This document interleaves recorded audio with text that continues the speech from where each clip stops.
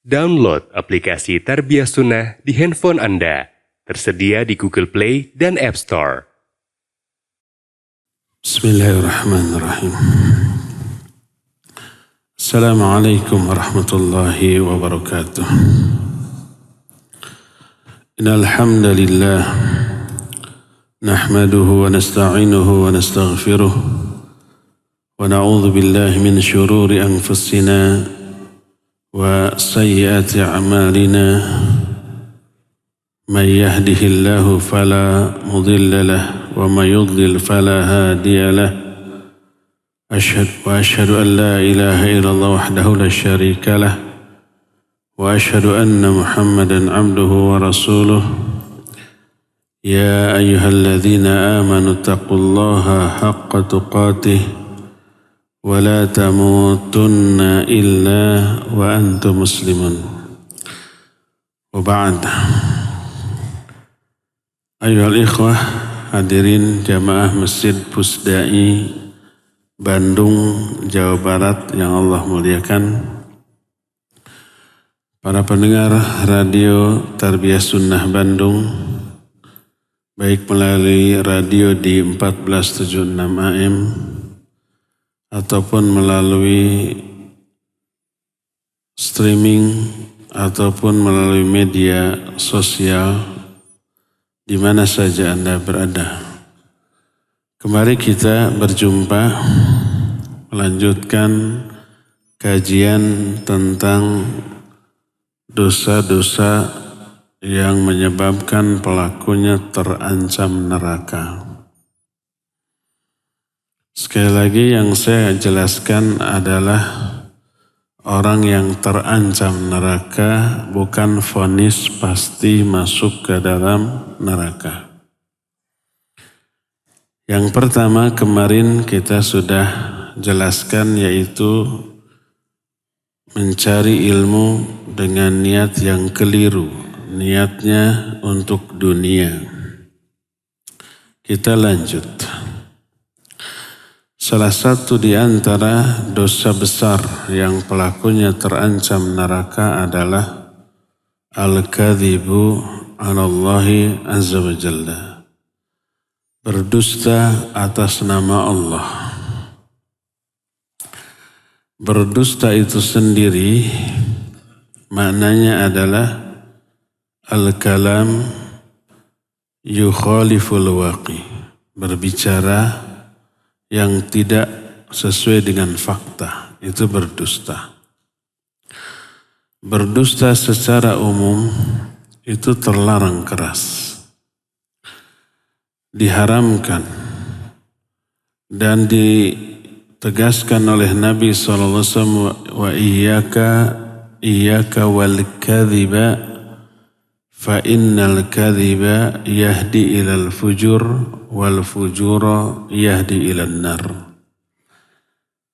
Hati-hati kalian dari berdusta. Karena berdusta bisa menyeret pelakunya kepada fujur. Dan fujur menyeret pelakunya ke dalam neraka. Fujur itu bahasa kitanya kedurhakaan. Dan fujur itu ada dua bentuk. Pertama al-wuqu' fil ma'asi, terjerumus ke dalam maksiat, ke dalam dosa yang selama ini tidak pernah dilakukannya. Tapi setelah dia berdusta, jadi berani melakukan dosa yang tadinya tidak pernah dia lakukan. Jadi dosa itu bisa mendorong pelakunya untuk melakukan dosa besar yang selama ini selalu dihindarinya. Itu termasuk fujur. Jadi dusta menimbulkan efek domino terhadap dosa-dosa besar lain. Makna kedua, al-khuruj anit ta'ah, keluar dari ketaatan. Tadinya seseorang taat, berjamaah setiap waktu di masjid kalau sholat. Setiap ada kajian selalu hadir. Setiap Senin Kamis selalu saum sunnah. Setiap hari odoj, membaca Al-Quran 1 hari 1 juz. Setiap malam dia bangun untuk tahajud. Rawatib selalu terjaga. Itu ketaatan. Suatu saat dia berdusta. Efek buruk dari kedustaan, dia bisa berhenti dari semua ibadah tadi. Tiba-tiba sholatnya terlambat. Setiap Senin Kamis tiba-tiba kok malas untuk saum sunnah. Malam bangun tapi berat untuk sholat. Atau bahkan tak bangun. Baca Quran baru selembar 2 lembar, ngantuk atau malas, lalu ditutup. Tadinya odoj, tadinya sehari sejuz. Dia berhenti dari ketaatan. Tercabutnya hidayah dari orang itu oleh Allah. Karena apa? Karena dusta. Karena itulah beliau, Nabi SAW menyatakan, Iyyakum wal kadhiba. Hadis ini sahih, riwayat Bukhari dan Muslim. Jauhi oleh kalian berdusta. Kalau berdusta seperti itu terlarang,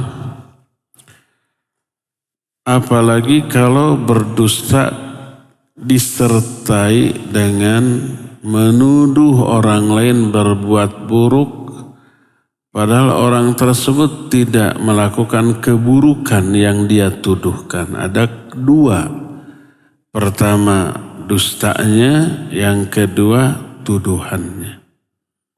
Bahasa kita fitnah. Bahasa agamanya buhtan. Kata Nabi SAW, atadruna mal ghibah? Tahu nggak kalian apakah itu ghibah?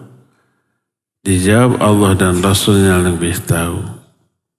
Lalu beliau menyatakan, ghibah itu dzikruka akhaka bima yakrau. Engkau memberitahukan perihal saudaramu yang apabila saudaramu mengetahui dia nggak suka diomongin begitu. Pasti yang diomongkan adalah keburukannya. Seorang sahabat bertanya, ya Rasulullah, wahai Rasulullah, fa kaifa idza fi akhihi ma yakfi akhi ma aqul? Bagaimana kalau dalam diri orang yang saya bicarakan itu ada keburukan yang saya omongkan? Memang sui fakta. Kata Nabi SAW, in kana fi akhika ma taqul faqad igtabtahu. Kalau di dalam diri saudaramu ada keburukan yang kamu omongkan, berarti sui fakta, kamu telah menggibahinya. Gibah itu sesuai fakta. Tapi kalau di dalam diri saudaramu tidak ada keburukan yang kamu omongkan, faqad bahattahu, kamu telah berbuat buhtan kepada dia. Buhtan itu adalah bahasa kitanya fitnah. Menuduh orang lain berbuat buruk padahal tidak berbuat buruk. Apa ancamannya? Dalam hadis riwayat Imam Ahmad dan Abu Daud dengan sanad yang sahih. Berkata Rasul sallallahu alaihi wasallam, man qala fi mu'minin ma laysa fihi askanahu Allahu radghatal khabal hatta yakhruja mimma qala. Siapa orang yang berkata keburukan dalam diri seorang mukmin, padahal keburukan itu tidak ada pada dirinya, maka Allah akan menempatkan orang itu di dalam lumpur api neraka. Lumpur itu pasti adanya di paling bawah. Dan kalau lumpur di kita hanya kotor tapi dingin. Kalau di neraka ya Allah panasnya na'udzubillah. Jangankan lumpur, semua benda yang di dunia terkesan sejuk, adem, dingin seperti air, seperti angin, seperti naungan. Itu kan kesannya adem, enak, sejuk. Tapi ketika itu di neraka seluruhnya berupa azab. Wa ashabus shimal ma ashabus shimal fi samumin wa hamim wa dhillim miyahmum. Golongan kiri. Siapa golongan kiri? Mereka berada di dalam hamim dan samum. Fi samumin wa hamim. Dalam samum, hamim, dhillim miyahmum. Samum itu adalah angin. Tapi amat sangat panas. Hamim adalah air. Tapi amat sangat panas. Dhillin, naungan, miyahmum. Tapi amat sangat panas. Jadi yang terkesan adem ketika di dunia, ketika neraka panasnya itu enggak ketulungan. Panasnya hamim, air neraka bila diteteskan satu tetes ke kepala, air itu tembus sampai ke dalam, meluluh lantakan seluruh organ tubuh bagian dalam dan menetes kembali ke bawah saking panasnya. Bagaimana dengan lumpurnya? Nah, lumpur api neraka disebutnya radghatal khabal. Dan ini ada di dalam dasar neraka, diperuntukkan bagi orang yang menuduh orang mukmin berbuat buruk, memiliki karakter buruk, padahal tidak memiliki karakter buruk seperti dituduhkan. Di dalamnya ada kedustaan. Jadi berdusta secara umum dosa besar, terancam neraka. Berdusta ketika menuduh orang berbuat buruk lebih besar lagi dosanya. Dan berdusta dengan dosa terbesar adalah berdusta atas nama Allah Azza wa Jalla. Nanti beberapa bentuk dan contoh berdusta atas nama Allah kita akan terangkan. Ada beberapa ayat yang menjelaskan besarnya berdusta atas nama Allah. Pertama, berdusta atas nama Allah merupakan kezaliman terbesar. Sebagaimana firman Allah dalam surah Al-An'am ayat 21. Allah menyatakan, "Wa man azlamu mimman iftara 'ala Allahi kadhiban aw kadzdzaba bi ayatihi innahu la yuflihu dhalimun." Siapa yang lebih zalim? Huruf man di sini disebutnya huruf istifham. Istifham itu kata tanya, siapa? Tapi istifham ini bermakna nafi.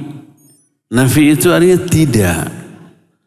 Wa man azlamu, siapa yang lebih zalim? Artinya tidak ada lagi yang lebih zalim. Ini terzalim loh.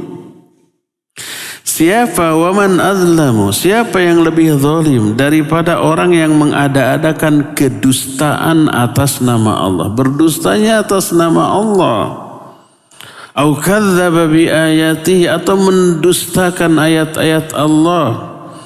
Innahu la yuflihu dhalimun, sungguhnya orang zalim seperti itu enggak akan pernah bahagia dunia sampai ke akhirat. Dan ini menunjukkan bahwa berdusta atas nama Allah sebesar-besar kezaliman, karena tidak ada lagi yang lebih zalim daripada ini.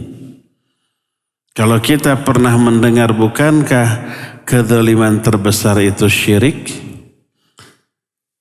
Ini lebih besar daripada syirik, sebagaimana perkataan para ulama di antaranya Imam Ibnu Qayyim dalam kitab I'lamul Muwaqqi'in yang nanti akan kita bahas. Makanya Allah mengungkapkan syirik bukan kezaliman terbesar, tapi inna syirka la zulmun azim. Bukan disebutkan inna syirka azlamu zulmi, bukan, tapi la zulmun azim. Syirik itu kezaliman yang sangat besar, sangat besar.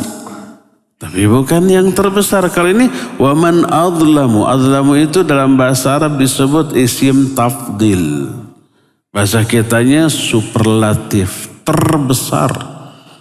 Waman azlamu, siapa lagi yang lebih besar kezalimannya, yang lebih zalim dibanding orang-orang yang berdusta atas nama Allah. Ini terbesar. Nah, karena itulah maka dosa syirik pun terkalahkan. Sebagaimana nanti Allah menegaskan itu dalam salah satu ayat yang kita akan bahas nanti. Dan orang zalim seperti itu tidak akan pernah bahagia. Ini yang pertama. Kedua, orang yang berdusta atas nama Allah dijamin tak akan pernah mengecap kebahagiaan dunia apalagi akhirat. Sebagaimana firman Allah dalam surah Yunus ayat 69 dan 70. Qul innal ladzina yaftaruna 'ala Allahil kadhiba la yuflihun. Mata'un fid dunya thumma ilayna marji'uhum.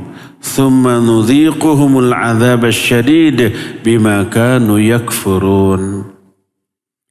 Katakan oleh Muhammad, sesungguhnya orang-orang yang mengadakan kedustaan atas nama Allah, berdusta atas nama Allah, la yuflihun, mereka itu tidak akan pernah bahagia. Mata'un fid dunya, itu hanya kesenangan yang sedikit di dunia. Orang yang berdusta atas nama Allah itu ada keuntungan di dunia. Apa bentuk keuntungannya? Nanti kita terangkan ketika menjelaskan beberapa bentuk berdusta atas nama Allah. Ada keuntungan, ada kesenangan. Kata Allah, mata'un fid dunya, itu keuntungan yang sedikit, kesenangan yang sedikit di dunia. Kemudian kepada kamilah mereka akan dikembalikan. Thumma nudhiquhumul 'adzab asy-syadid, lalu kami rasakan, kami timpakan kepada mereka azab yang sangat dahsyat. Bima kanu yakfurun. Perhatikan kalimat terakhir, bima kanu yakfurun, karena kekufuran mereka. Makanya Imam Az-Zahabi dalam kitab Al-Kabair itu dosa-dosa besar, mengutip perkataan Imam Ibnul Jauzi rahimahullahu ta'ala, qala ba'dul ulama, telah berkata sekelompok ulama, annal kadhiba 'ala Allah 'azza wa jalla wa 'ala rasulih sallallahu alaihi wasallam kufrun yukhriju 'anil millah. La syakka annal kadhiba 'ala Allah wal kadhiba 'ala Rasul sallallahu alaihi wasallam fi tahlilil haram wa tahrimil halal kufrun buwahun ala sahibihi. Kata Imam Ibnul Jauzi, ini dikutip oleh Imam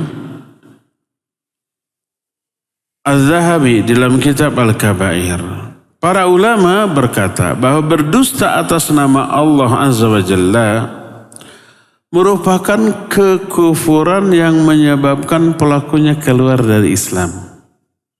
Ini bukan perkataan saya. Karena Allah menyatakan bima kanu yakfurun, rasakan oleh kalian azab yang pedih karena kekufuran kamu dalam bentuk berdusta atas nama Allah. Lalu kata Imam Ibnul Jauzi, tidak diragukan lagi bahwa berdusta atas nama Allah dan atas nama Rasulnya dalam hal menghalalkan yang haram dan mengharamkan yang halal merupakan kekufuran yang jelas atas pelakunya. Karena itu Allah menyatakan thumma nudhiquhumul adzab asyadid. Kemudian kami timpakan kepada mereka azab yang sangat dahsyat. Ulama terbagi kepada dua kelompok. Apakah azab dahsyat ini abadi ataukah hanya sementara? Ulama-ulama yang menyatakan bahwa perbuatan itu kufur menyebabkan pelakunya murtad, abadi orang itu dalam neraka. Adapun yang menyatakan itu tidak murtad, tidak kufur, maka berarti dia tetap muslim, tapi muslim yang berdosa besar, sehingga azab di nerakanya tidak akan selama-lamanya. Tapi tetap azabnya amat sangat dahsyat. Lalu apa sajakah bentuk-bentuk dari berdusta atas nama Allah Azza wa Jalla?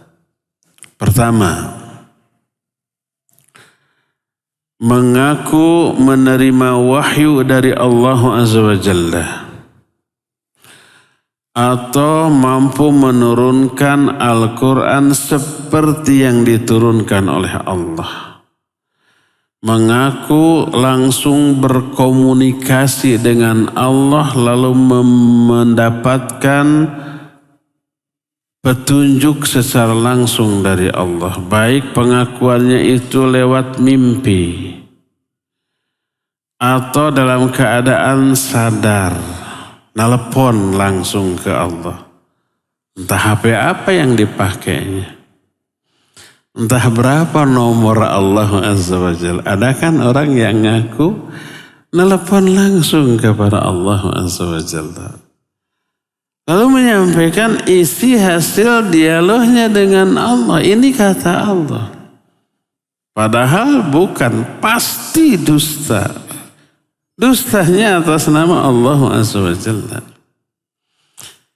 Allah berfirman dalam Al-Quran di dalam Surah Al-An'am ayat 93, kata Allah Azza wa Jalla, "Wa man azlamu mimman iftara 'ala Allahi kadhiba aw qala uhiya ilayya wa lam yuha ilayhi syai'un wa man qala sa'unzilu mithla ma anzala Allah walau tara idhil zalimuna fi ghamaratil maut wal malaikatu basitu aydihim akhriju anfusakum al yawma tujzauna adzabal hun bima kuntum taquluna 'ala Allahi ghairal haqq wa kuntum an ayatihi tastakbirun." Kata Allah Azza wa Jalla, siapa orang yang lebih zalim dibanding orang-orang yang mengada-adakan kedustaan atas nama Allah. Dia berkata, aku telah diberi wahyu oleh Allah, padahal tidak. Atau dengan ungkapan seperti ini, mungkin ngomongnya tidak wahyu, tapi saya dapat langsung petunjuk dari Allah. Atau saya nelpon langsung kepada Allah. Kalau langsung komunikasi dengan Allah artinya dapat wahyu dia kan. Hanya ungkapannya berbeda. Dia berkata saya dapat wahyu padahal tidak dapat wahyu. Atau dia berkata saya akan turunkan wahyu atau Quran seperti yang Allah turunkan. Itu berupa bentuk-bentuk berdusta atas nama Allah.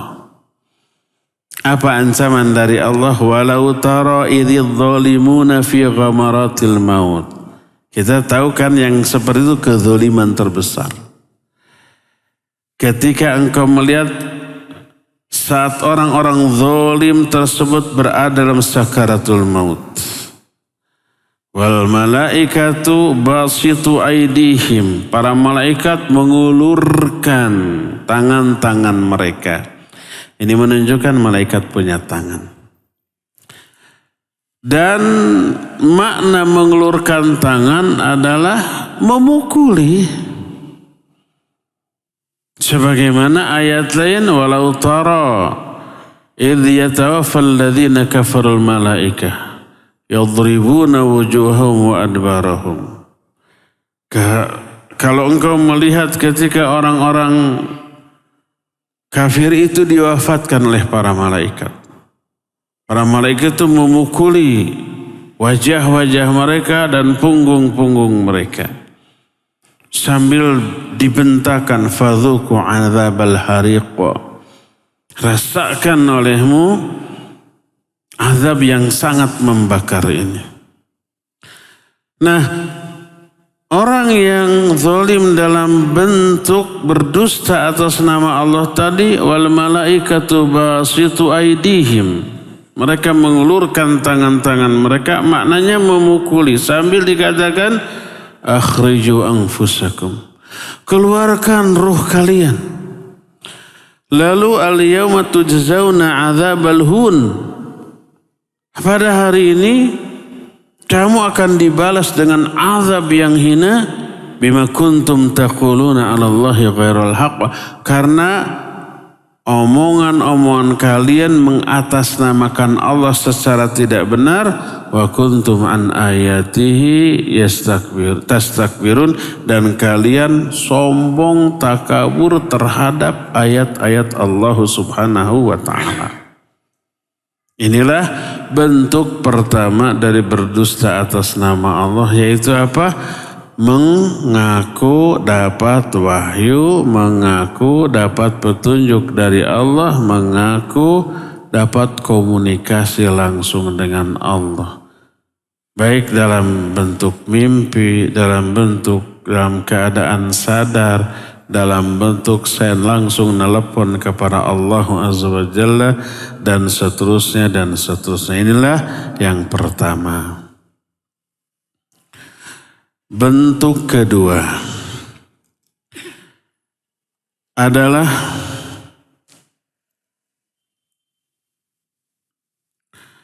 menganggap Allah Azza wa Jalla memiliki anak.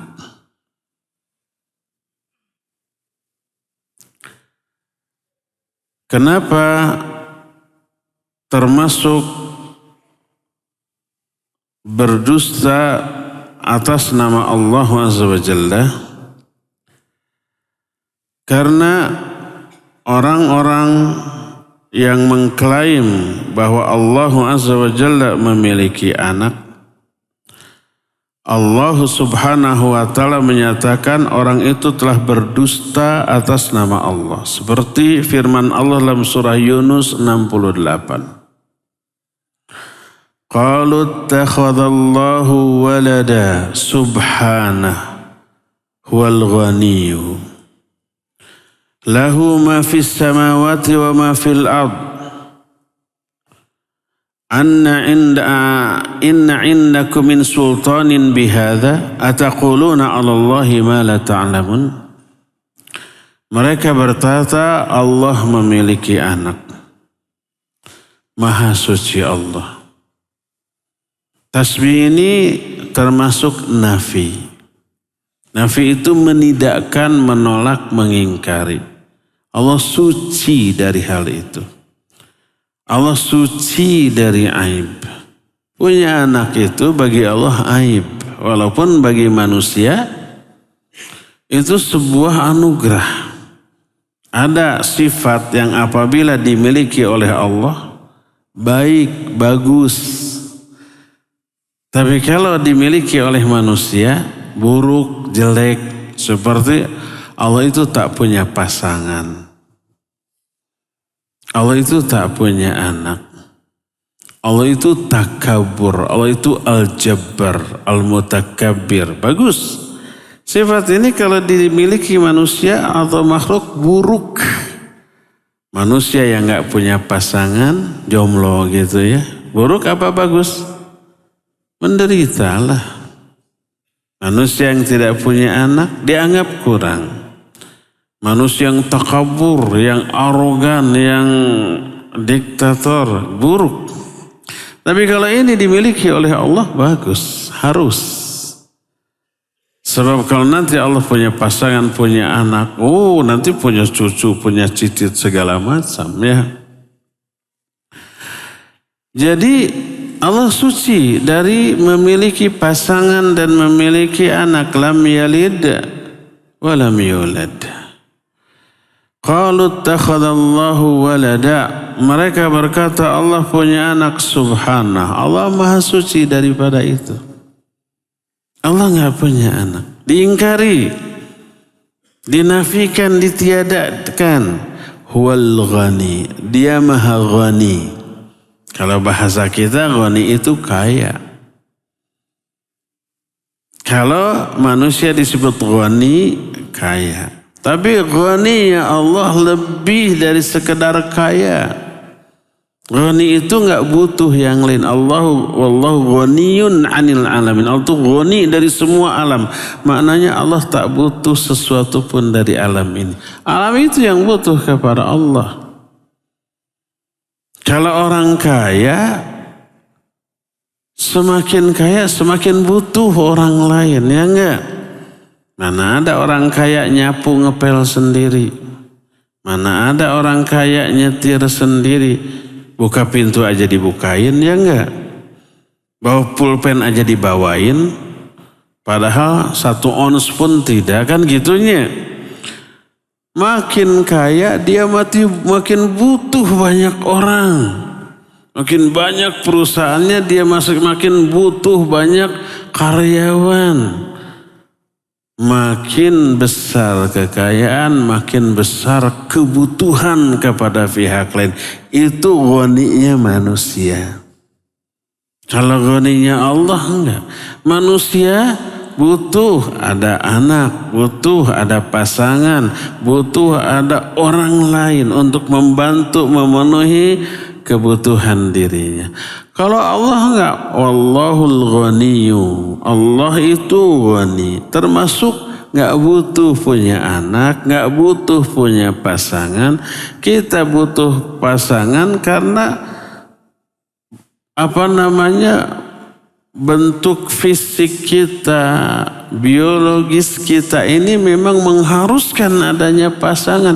Itu berbeda dengan malaikat. Malaikat enggak perlu pasangan, apalagi dengan Allah Azza wa Jalla. Allah ghani. Makanya kata Allah Subhanahu, Allah maha suci dari hal itu. Huwal ghani, Allah itu maha ghani. Ghani itu enggak butuh apapun dari makhluknya, termasuk enggak butuh anak, enggak butuh pasangan. Lahu ma fis samawati wa ma fil ard. Milik Allah lah semua yang ada di langit dan semua yang ada di bumi.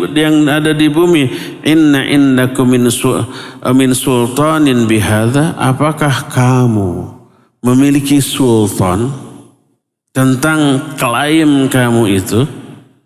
Sultan itu artinya argumentasi, alasan, ilmu, penjelasan, pencerahan. Bahwa Allah itu punya anak, ada enggak keterangannya, ada enggak dalilnya, ada enggak alasannya, ada enggak data dan faktanya? Apakah kamu punya sultan tentang hal itu? Lalu ataquluna 'alallahi ma la ta'lamun, atau kamu berbicara atas nama Allah yang tidak kamu ketahui?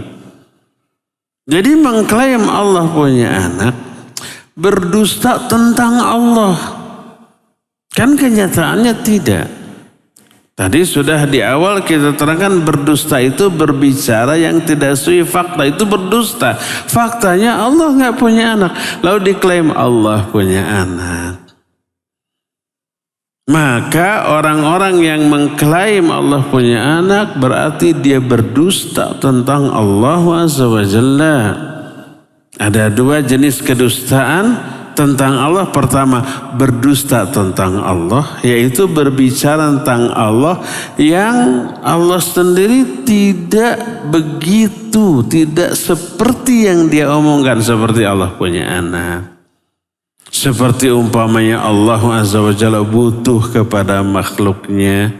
Itu berdusta tentang Allah. Yang kedua, berdusta atas nama Allah Azza wa Jalla. Kedua-duanya dosanya sama. Oleh karena itulah, maka besarnya dosa seperti ini berbanding lurus dengan dahsyatnya azab yang Allah timpakan kepada orang-orang seperti itu. Inilah bentuk kedua dari berdusta atas nama Allah. Mengklaim bahwa Allah Azza wa Jalla punya anak. Ketiga, berdusta atas nama Allah. Salah satu bentuknya adalah mengklaim bahwa Allah menetapkan perantara antara dia dengan manusia dalam hal beribadah dan berdoa. Berdoa, beribadah nggak boleh langsung kepada Allah, ada perantara. Tanpa perantara itu nggak sampai. Walaupun kalian umpamanya jutaan rakaat sholat sampai nangis darah, ribuan kali baca Al-Quran bolak-balik tamat, nggak diterima tanpa perantara. Ada yang mengklaim seperti itu? Iya ada. Dari mana ketetapan tersebut berasal? Allah enggak menetapkan seperti itu. Makanya di dalam surah Yunus ayat yang ke-18 Allah menyatakan, wa ya'buduna min dunillahi ma la yadurruhum wa la yanfa'uhum wa yaqulun haula'i syufa'una indallah. Qul atunabbi'una Allah bima la ya'lamu fis samawati wa la fil ard subhanahu wa ta'ala amma yusyrikun. Kata Allah Azza wa Jalla, mereka beribadah kepada selain Allah yang tidak bisa memberi madarat ataupun tidak bisa memberi manfaat. Yang mereka sembah itu nggak bisa memberi madarat, nggak bisa memberi manfaat. Seperti patung-patung, pohon-pohon, batu-batu, kuburan atau orang-orang soleh yang sudah wafat. Kuburannya didatangi, disembah, sujud ke sana. Kalau kuburan itu, pohon itu, patung itu sedikit pun nggak bisa memberi madarat atau manfaat. Jangankan untuk orang lain, untuk dirinya sendiri aja nggak bisa. Patung sedang begini umpamanya, abok saja. Bisa nangkis? Enggak. Ya, colok matanya. Memang nggak kecolok dah batu. Tapi dia sendiri tidak bisa berbuat apa-apa. Dorong, digulingkan, terguling. Bisa bangun sendiri? Enggak. Nggak bisa memberi maslahat, nggak bisa memberi madarat. Tapi mereka itu berkata, ketika ditanya, kenapa kalian sembah itu? Apa kata mereka? Haulai syufa'auna indallah. Mereka itu adalah pemberi syafaat bagi kami di sisi Allah. Merekalah yang menyampaikan ibadah kami kepada Allah. Merekalah yang menyampaikan hajat, permohonan, doa-doa kami kepada Allah. Lalu diilustrasikan seperti kita mau menghadap presiden, menteri, gubernur, wali kota ataupun bupati atau yang levelnya di bawah itu. Bisa nggak kita langsung tanpa ada syafaat, tanpa ada perantara, melalui ajudannya, melalui orang terdekatnya, melalui asistennya? Bisa? Nggak bisa. Seperti itu pula kepada Allah. Mereka menyamakan Allah dengan orang. Kalau orang mau didatangi nggak bisa langsung karena tingginya kedudukan mereka, kecuali harus melalui pentara. Itu orang. Allah berbeda dengan orang. Laisa kamitslihi syai'un wa lam yakul lahu kufuwan ahad. Allah itu nggak ada yang setara. Allah nggak ada yang kesamaan dengan makhluk, ya. Maka lihat, qul kata Allah, jawab tuh, bantah tuh omongan orang itu. Atunabbi'una Allah bima la ya'lamu fis samawati wala fil ard. Apakah kalian mau mengabarkan kepada Allah Apa-apa yang tidak Allah ketahui di langit ataukah di bumi, subhanah, maha suci Allah dari hal itu. Subhanahu wa ta'ala amma yusyrikun, maha suci dan maha tinggi Allah dari apa-apa yang mereka sekutukan. Allah tidak menetapkan itu. Allah kalau menyuruh berdoa, ud'uni astajib lakum, minta, doakan kepadaku, aku akan ijabah. Enggak ada perantara-perantara. Itu firman Allah. Orang yang menetapkan adanya perantara itu, motifnya itu macam-macam. Salah satunya dunia. Kalau kalian kepada Allah tanpa perantara kami enggak sampai. Kan gitu. Mengagungkan dirinya sehingga dirinya dimuliakan. Kalau mencium harus bolak-balik sampai basah. Sampai-sampai kakinya pun dicium. Sampai-sampai bekas telapak kakinya juga dicium. Sampai-sampai kursi bekas duduknya juga dicium. Ada kasus itu? Ada. Ghulu namanya. Lebay, berlebih-lebihan, ya.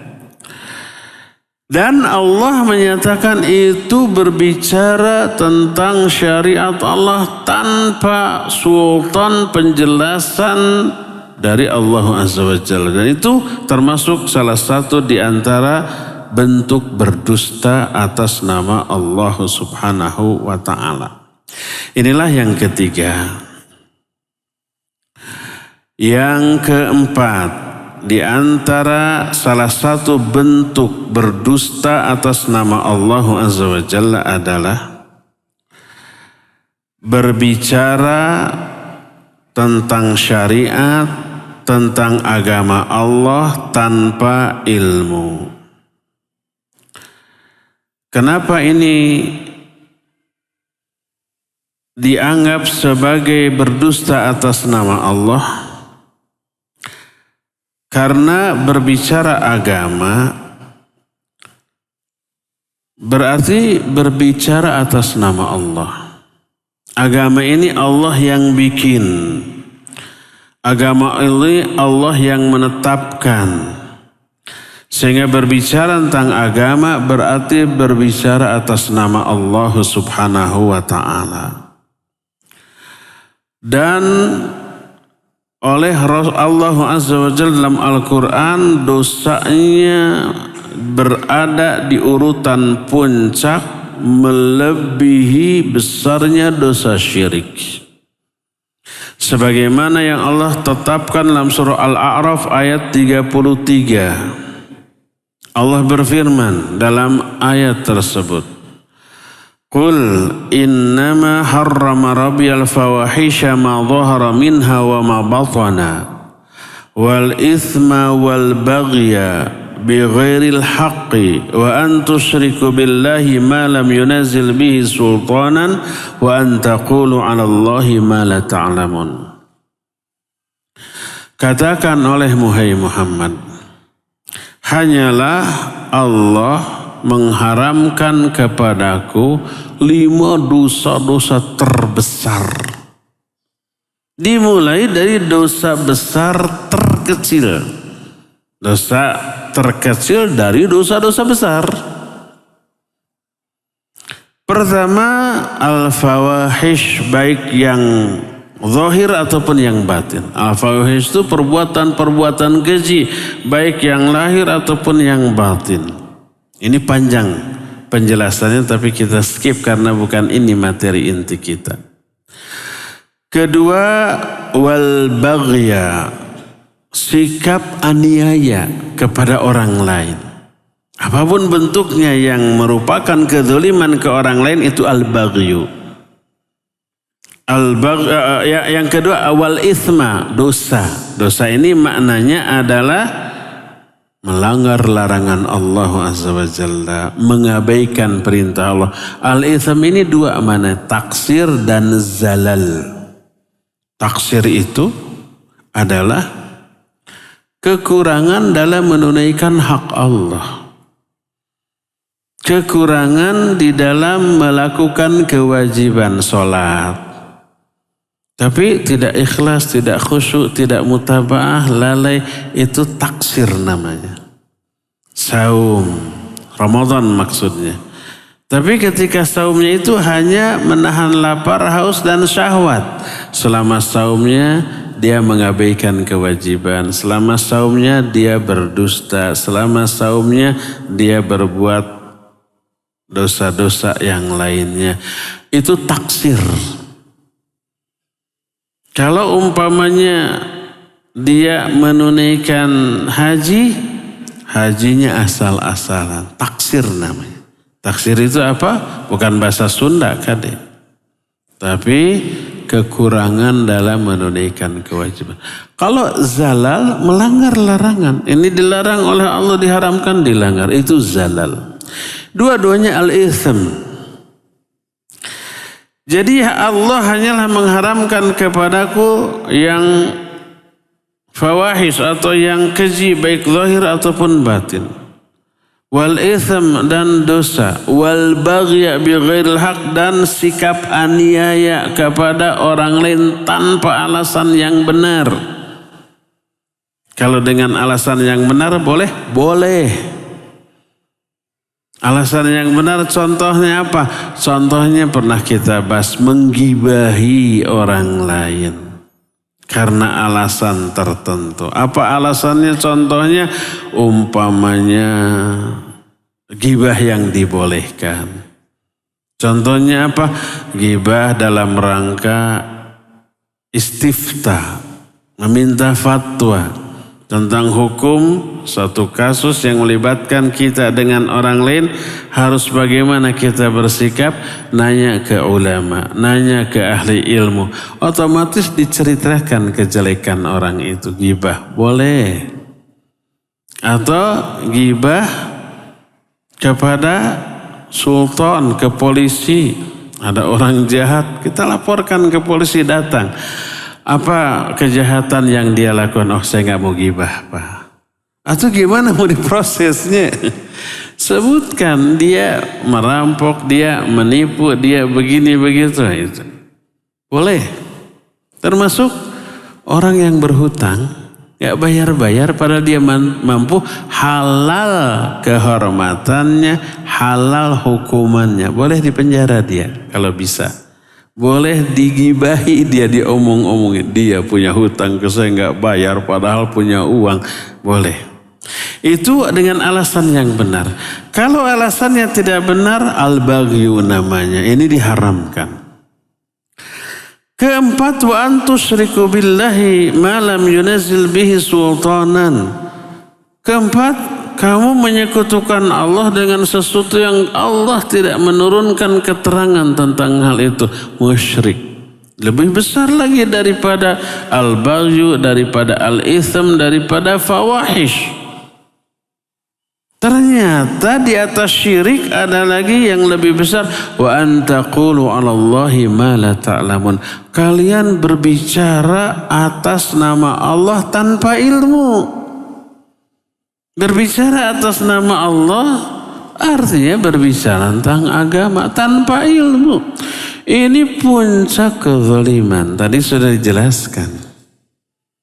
Berkata Imam Ibnu Qayyim rahimahullah dalam kitab I'lamul Muwaqqi'in. Kata beliau, kenapa berbicara atas nama Allah tanpa ilmu ini lebih besar dosanya daripada syirik? Pertama, berbicara atas nama Allah tanpa ilmu bisa terjerumus ke dalam kekufuran atau perbuatan syirik. Bisa. Tidak semua pembicaraan ini menjuruskan kepada syirik atau kufur, tapi amat sangat mungkin. Seperti menyerupakan Allah dengan makhluk. Bisa syirik.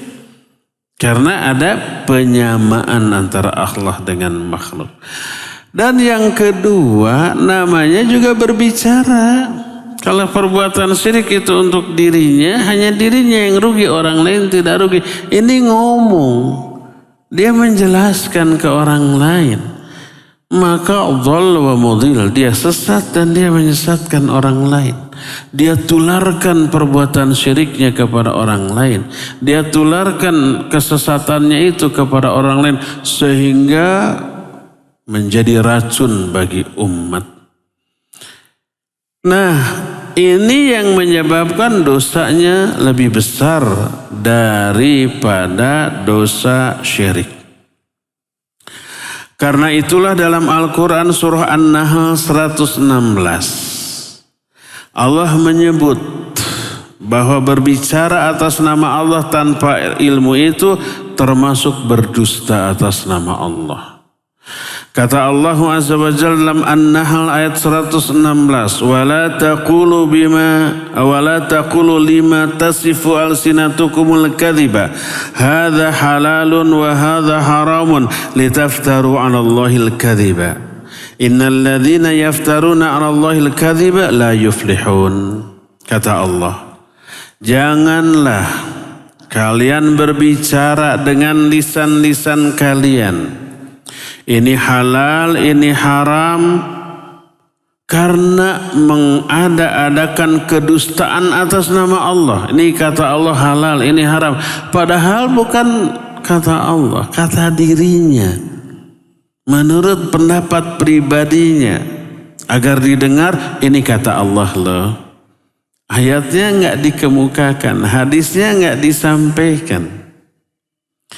Kata Allah, sesungguhnya orang-orang yang mengada-adakan kedustaan atas nama Allah, maka mereka itu tidak akan berbahagia selama-lamanya.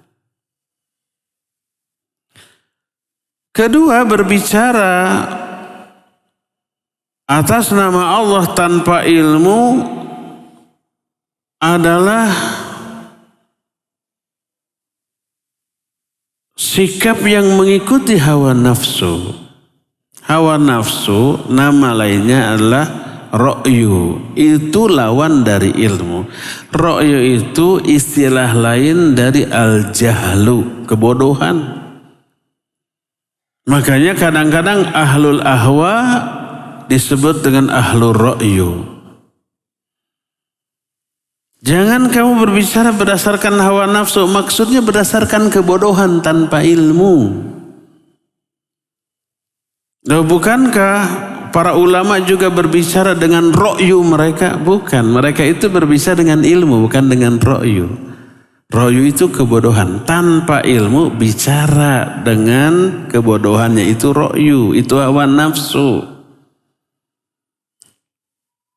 Allah menyatakan dalam Al-Quran surah Al-Qasas ayat 50, "Wa man adhallu mimman ittaba'a hawahu bighairi hudan minallah." Siapa yang lebih sesat? Artinya enggak ada lagi yang lebih sesat dibanding orang yang berbicara hanya mengikuti hawa nafsu tanpa ilmu petunjuk dari Allah. Berbicara hawa nafsu tanpa ilmu dari Allah, tanpa petunjuk dari Allah, artinya berbicara dengan kebodohan. Ini contoh perbedaan antara berbicara dengan ilmu dengan berbicara dengan ro'yu. Saya bukan dokter. Saya tidak pernah belajar di fakultas kedokteran. Tapi saya suka baca-baca jurnal-jurnal kesehatan, artikel kesehatan, dan seterusnya. Lalu ketika ada istilah masuk angin, saya memahami penyakit masuk angin fokus kepada istilahnya masuk angin.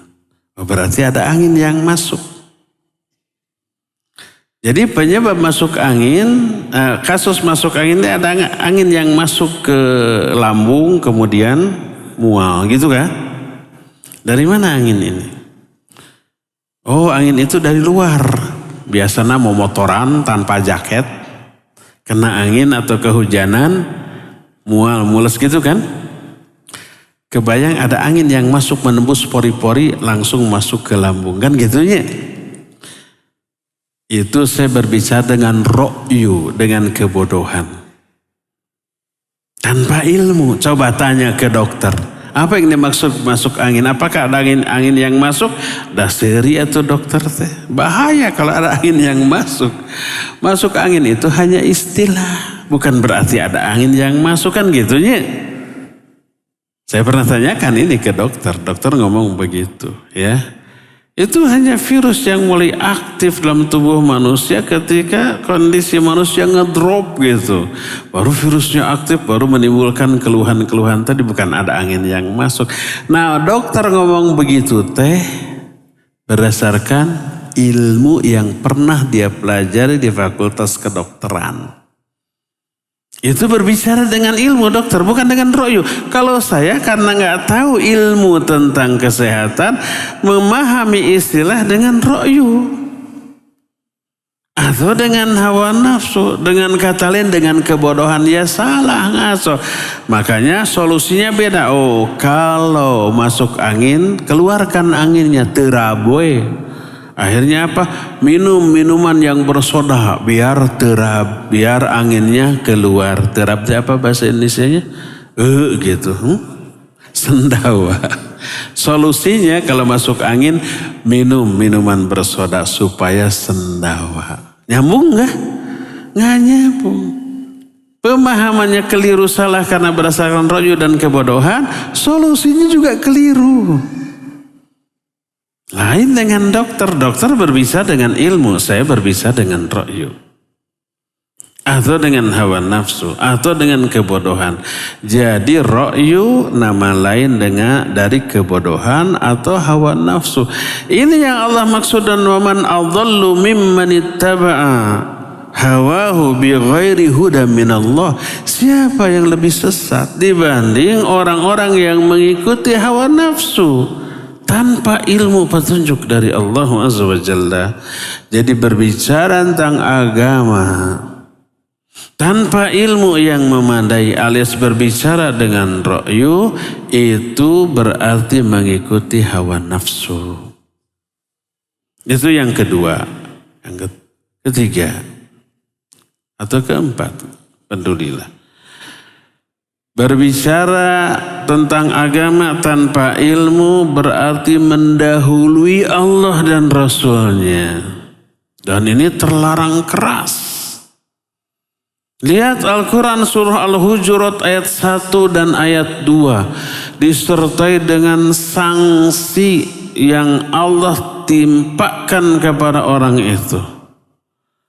Allah berfirman, ya ayyuhalladzina amanu la tuqaddimu baina yadayillahi wa rasulihi wattaqullah innallaha sami'un alim.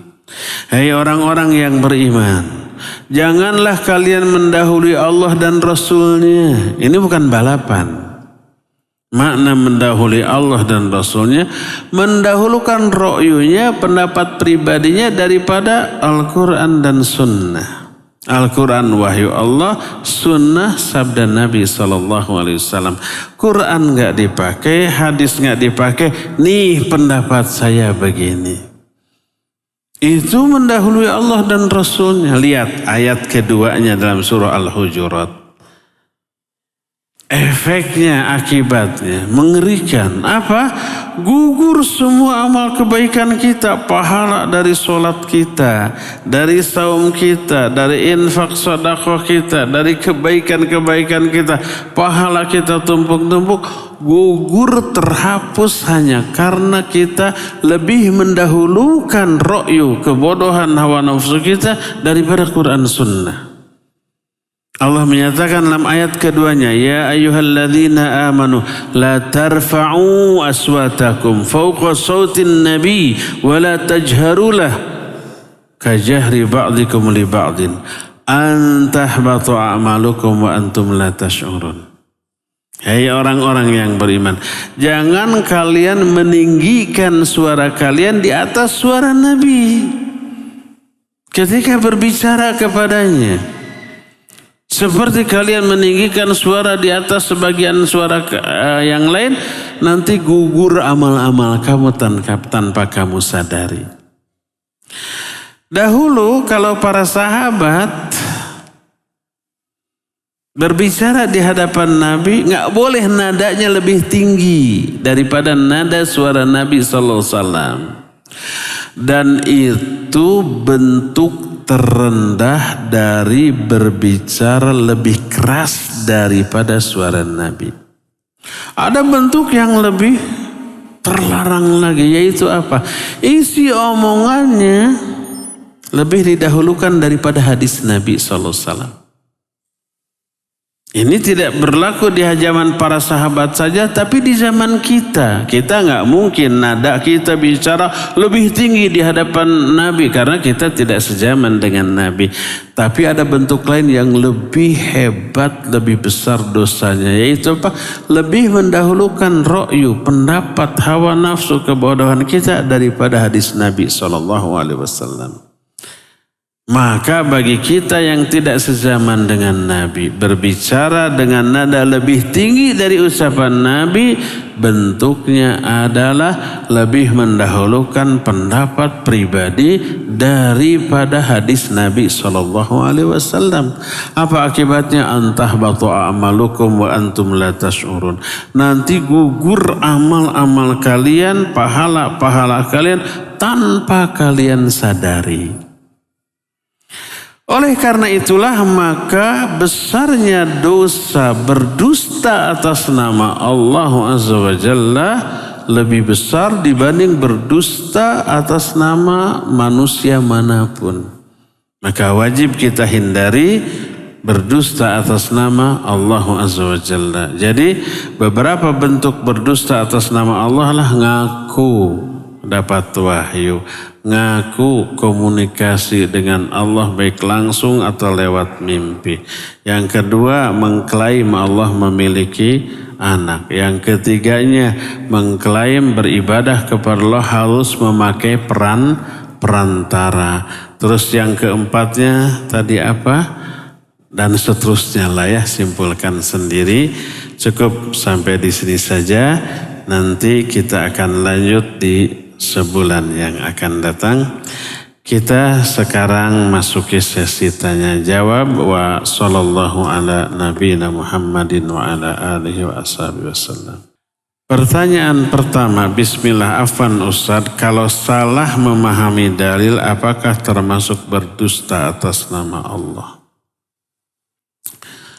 Pertama, bukan salah atau benarnya, tapi layak atau tidaknya orang itu memahami dalil dengan keilmuan yang dimilikinya. Kalau dia seorang ulama mujtahid, ahli tafsir, memenuhi syarat untuk menafsirkan atau untuk memahami dalil Quran dan Sunnah, mau benar mau salah tetap dapat pahala.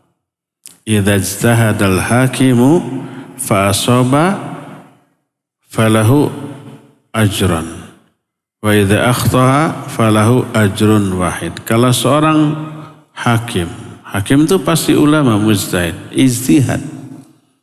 Kalau dia benar dapat 2 pahala, kalau salah dapat 1 pahala dan kesalahannya diampuni, dimaafkan. Karena prosedur yang dia tempuh sudah benar. Berdasarkan ilmunya yang memenuhi syarat untuk berijtihad, dia menempuh prosedur yang benar dengan ilmunya begini. Kalau benar 2 pahalanya, kalau salah 1 pahala, kesalahannya dimaafkan. Ya. Adapun kalau orang itu orang yang tidak layak berijtihad, tidak layak menafsirkan Quran, memahami hadis, bodoh, lalu dia berusaha untuk memahami dengan kebodohannya, mau benar mau salah dia dosa. Rasul sallallahu alaihi wasallam bersabda, "Man qala fi kitabillah fa asaba man qala fi kitabillah bi ra'yihi fa asaba faqad akhta'a." Hadis riwayat Imam Abu Daud. Siapa orang berbicara tentang kitab Allah dengan ra'yu. Ra'yu itu tadi kebodohan, hawa nafsu. Lalu omongannya benar, faqad akhta'a, sungguh dia telah salah. Benarnya itu kebetulan benar. Tapi cara yang dia tempuh berbicara tentang Al-Quran tanpa ilmu itu keliru sudah. Itu yang dinilainya, bukan kesimpulan akhir dari ijtihadnya. Tapi dia memenuhi syarat apa enggak? Kalau enggak memenuhi syarat, maka tetap dia bersalah, dia berdosa. Jangankan urusan akhirat, urusan dunia. Umpamanya motor mogok, kita enggak ngerti mesin, kita bongkar. Dipasang lagi, bener. Hidup lagi, itu kebetulan benernya itu. Tapi umumnya orang yang nggak tahu mesin membongkar motor tambah parah, ya nggak? Tambah rusak.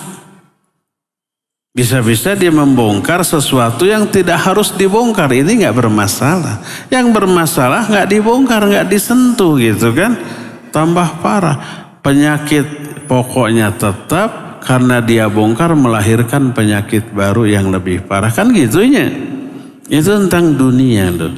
Apalagi tentang agama ya. Jadi bukan salah benarnya memahami dalil.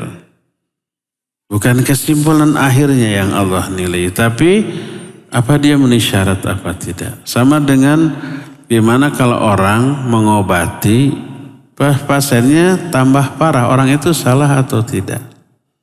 Bukan itunya. Orang itu dokter apa bukan? Kalau dokter, dia berdasarkan ilmunya dan prosedur standar kesehatan yang ditetapkan. Dia sudah benar, walaupun kesimpulannya tambah parah, dia tidak salah. Tapi kalau kita yang bukan dokter, mengobati pasien yang sakit, sembuh. Kebetulan sembuhnya tuh. Kebanyakannya mah tambah parah ya. Itu wallahu a'lam bissawab. Apabila kita mendapati keburukan seseorang yang terdekat dengan kita, kemudian membahas keburukan tersebut dengan maksud agar kita tidak terjerumus ke dalam keburukan tersebut. Atau dengan maksud agar kita dapat menghadapi orang tersebut tanpa terpengaruh oleh keburukan. Apakah boleh? Apakah termasuk ghibah? Kalau hanya untuk menghindari keburukan dia, nggak perlu diomongkan, cukup hindari karena sudah tahu itu buruk kan. Nah, sekarang bagaimana menghadapi orang itu kita nggak tahu, lalu didiskusikan. Atau dikonsultasikan dengan orang yang bisa memberi solusi. Itu ghibah? Iya, itu ghibah, tapi yang diperbolehkan. Karena dalam rangka istiftah. Istiftah itu meminta fatwa. Boleh? Boleh. Ada dalilnya? Ada banyak. Salah satunya Hindun. Itu istrinya Abu Sufyan radhiyallahu anhu. Dia datang, ya Rasulullah, sesungguhnya Abu Sufyan suami saya orangnya pelit. Kalau nggak diminta nggak ngasih. Ghibah nih. Boleh nggak saya ngambil uangnya tanpa pengetahuan Abu Sufyan? Ghibah bukan? Ghibah. Apa jawab Nabi? Oleh Nabi SAW dijawab. Tidak ditegur, kamu sudah ghibah kepada suamimu. Minta maaf. Nggak begitu. Dijawab, boleh. Jadi ghibah dalam rangka istiftah kepada orang yang tepat boleh. Tapi kalau didiskusikan dengan sama orang yang tidak tahu, tidak bisa memberi solusi, hanya sekedar curhat biar plong, biar ada dukungan, biar ada orang yang senasib, BSH, barisan sakit hati, sama-sama sakit hati oleh si anu diomongkan. Yang diomongkan bukan hanya solusi tapi celaan. Iya ya, si itu nyebelin ya. Dah saya kalau bisa balas mah balas, cuma nggak berani ya kan gitunya. Nah, walaupun ada solusi nanti, tapi solusinya belum tentu memberi solusi secara benar karena sesama orang yang tidak tahu. Kalau kepada sesama sekedar curhat, melampiaskan kekesalan, itu tetap ghibah yang tidak dibolehkan. Tapi ke orang yang tepat, yuk kita konsultasikan ke ustaz, biar dapat solusi syar'i, maka dibolehkan. Ya, ke orang yang tepat boleh. ke orang yang tidak bisa memberi solusi, sekedar curhat, maka itu tetap ghibah yang diharamkan.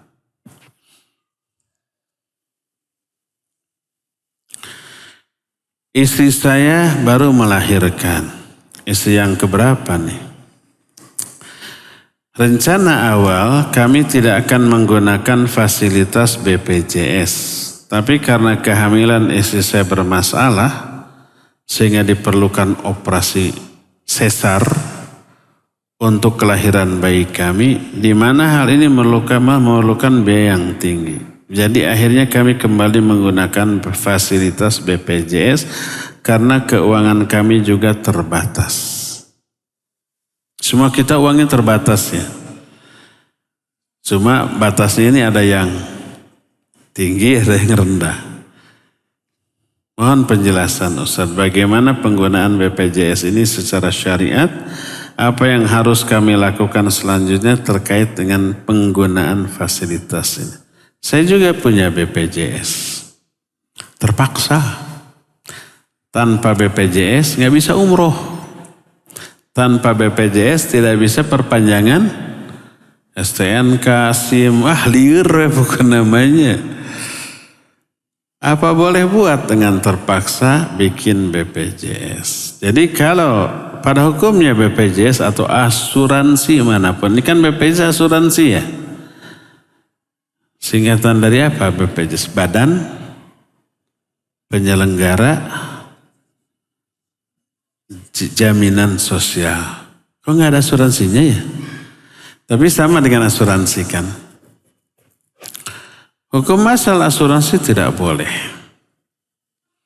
Tapi kalau di sebuah negeri diberlakukan, diwajibkan seluruh warganya mengikuti asuransi, ya apa boleh buat. Kalau enggak bisa dipidana atau bisa mengalami banyak hambatan dalam kepentingan-kepentingan kita. Nggak bisa bikin SIM, nggak bisa perpanjangan STNK, nggak bisa bayar pajak, nggak bisa umroh. Maka boleh karena keterpaksaan, bukan karena meridhoi hal itu. Ketika terjadi klaim, nah seperti kalau saya ke rumah sakit nggak pernah pakai BPJS. Bayar sendiri, walaupun mahal tapi hati tenang. Terus tidak dipingpong, kan harus dipingpong dulu ya BPJS, harus ada syarat ini, rujukan dari klinik, bukan klinik, puskesmas setempat kan gitu. Wah liur pokoknya. Nah kalau umpamanya kasus seperti ini, terus memakai BPJS, boleh enggak? Boleh sebatas premi yang sudah kita setorkan. Umpamanya sebulan kita bayar BPJS 100.000. Sudah 5 tahun, setahun berarti berapa? 1.200.000. Kali 5, 6 juta ya. 12 kali 5 berapa? 12, 5, 6 juta. Sudah 5 tahun. Uang kita, hak kita 6 juta. Terus kita masuk rumah sakit. Biaya rumah sakit pas 5 juta. Maka di cover oleh BPJS, kita nggak bayar, kita masih aman. Sebab uang kita sudah 6 juta yang distorkan ke sana. Masih uang kita itu. Tapi kalau BPJS kita yang sudah kita store 6 juta, operasi 10 juta, di cover gratis oleh BPJS, kita nggak bayar. Padahal uang kita secuma 6 juta, 4 jutanya di cover sama BPJS, ini riba. Apa solusinya? Solusinya kita keluarkan 4 juta dan salurkan seperti menyalurkan uang riba. Jangan dimakan itu. Nah makannya sama dengan memakan uang riba dan itu haram. Salurkan saja, wah ini saya 10 juta operasi, uang BPJS yang sudah saya setorkan cuma 6 juta, berarti 4 juta ini harus saya tutupi. Ya, keluarkan 4 juta, salurkan untuk menyalurkan uang riba seperti MCK umum, mengaspal jalan, nembok gang-gang yang becek, dan seterusnya. Kita nggak tahu kemana itu, salurkan aja ke yayasan, ke YTS menampung uang riba untuk kepentingan-kepentingan itu ya. Insya Allah. Itulah solusinya. Jadi gini Ustadz, gimana? Saya punya kakak non-muslim. Kakak saya punya 4 anak. Anak yang pertama sudah menikah, dengan yang 3 belum. Berarti anaknya itu keponakan ya. Kamari pas Ramadan saya bayar zakat ibu dan anak saya. Kemarin sempat debat karena ibu saya pengen bayar zakat anak-anak kakak saya yang non-muslim. Yang saya tanyakan gimana hukumnya? Ya orang kafir tidak terkena kewajiban zakat. Walaupun bayar percuma, nggak diterima. Jangankan zakat, sholat, haji, kalau dia kafir nggak sah. Harus syahadat dulu. Jadi nggak perlu dibayarkan zakat mereka karena bukan muslim ya.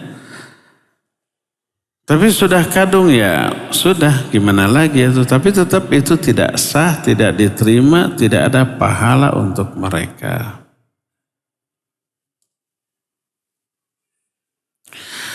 Lebih baik baca Quran 1 juz sehari atau hanya 1 atau 2 lembar tapi dihayati isinya. Lebih baik 1 juz sehari dengan dihayati. Kenapa pilihannya harus nggak enak ya? Pilih yang paling enak ya. Tapi kalau umpamanya kan sama-sama baca. Kenapa kalau yang 1 juz tidak dihayati? Kalau yang 1-2 lembar dihayati ya. Baca 1 juz dan hayati. Tapi kalau umpamanya dalam rangka murojaah atau dalam rangka tadarus di bulan Ramadan, kalau dihayati nggak akan tamat. Tapi kalau mutamat tidak ada penghayatan, di dalam rangka itu maka dibolehkan membaca lebih banyak tanpa penghayatan. Tapi hukum asal membaca 1-2 ayat dengan penghayatan kehusuan lebih baik daripada 1000 ayat tanpa penghayatan. Ya, hukum asalnya seperti itu. Sekali lagi dalam rangka murojaah, dalam rangka menambah hafalan sehingga tidak dihayati, maka boleh nggak apa-apa.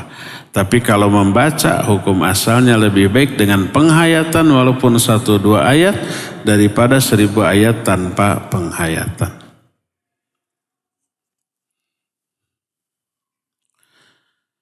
Jika istri kedua menikah secara sirri, apakah ia dan anak-anaknya nanti bisa mendapatkan harta warisan atau tidak?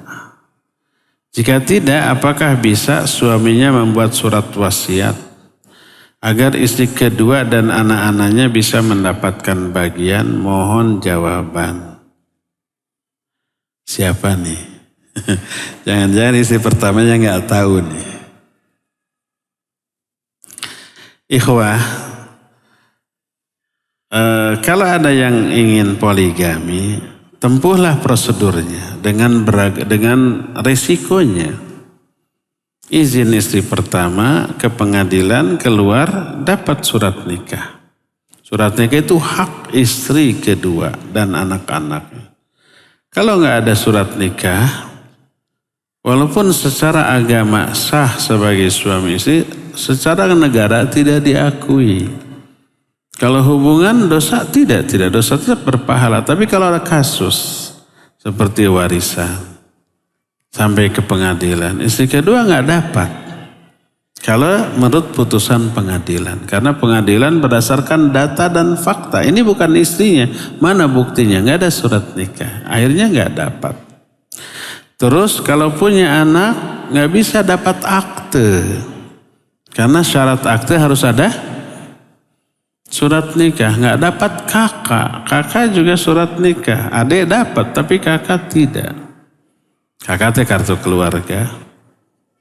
Nanti kalau anaknya mau ke luar negeri nggak bisa bikin paspor. Pokoknya hak istri kedua dan anak-anak dari istri kedua tidak terpenuhi, itu zalim. Tempuhlah prosedurnya ya. Nah, adapun kalau mati si suami, maka secara syar'i istri kedua, anak-anak dari istri kedua walaupun tidak ada surat nikah, secara syar'i tetap wajib dapat bagian dari warisan suaminya ini.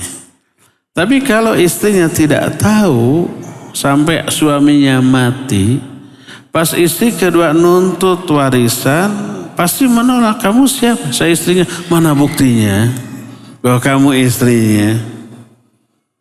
Nggak ada bukti surat nikah, nggak akan dikasih. Akhirnya hak istri kedua tidak tersampaikan. Anak-anaknya juga terzalimi. Ya, kalau demikian. Agak mending kalau istri pertamanya ini tahu walaupun tidak ridho, ngamuk-ngamuk, awet rajet, tapi dia taat walaupun tidak ridho, dia tahu ada hak madunya di harta suaminya ini. Dan dia tidak mau makan yang haram. Bisa dikasih walaupun tidak ada surat nikah. Kalau istrinya ini taat. Tapi kalau istrinya ini tidak taat, enak aja harus ngasih ke madu gitu ya. Daripada ngasih madu lebih baik ngasih racun. Akhirnya tidak dikasih. Dosa istri pertama dan istri keduanya terzalimi ya. Jadi saya sarankan kepada ikhwan kalau mau nikah lagi tempuh prosedurnya ya. Ke pengadilan, kemudian dapat surat izin, masuk ke KUA, dapat surat NA, masuk ke KUA di sono keluar surat nikah. Plong teh sudah adem ya. Tidak harus berdusta, tidak harus ngumpet-ngumpet, tidak harus menzalimi pihak manapun. Terakhir. Assalamualaikum warahmatullahi. Apakah orang yang sudah sholat wajib di rumah boleh sholat lagi wajib ketika datang ke masjid dan mendapatkan sedang ada sholat berjamaah? Misal, di rumah sudah sholat subuh, datang ke masjid untuk ikut kajian. Kenapa nggak sholat subuh di masjid sekalian? Tapi ternyata di masjid sedang sholat subuh berjamaah, lalu ikut sholat subuh berjamaah lagi. Kenapa nggak dari subuh sholat? Ngaji itu sunnah. Sholat wajib berjamaah bagi laki-laki ini wajib. Ini ikhwan apa ahwat? Ahwat. Oh ya ahwat. Kalau ahwat nggak apa-apa. Ini kalau ikhwan nggak boleh begini ya. Berjamaah di masjid. Lebih baik sholat berjamaah di masjid subuh walaupun tidak ikut kajian daripada ikut kajian tapi sholatnya sendirian di rumah ya. Tapi yang paling bagus ikut berjamaah di masjid dan ikut kajian ba'da subuh. Nah sekarang akhwat, mengulang sholat wajib itu sunnah, boleh.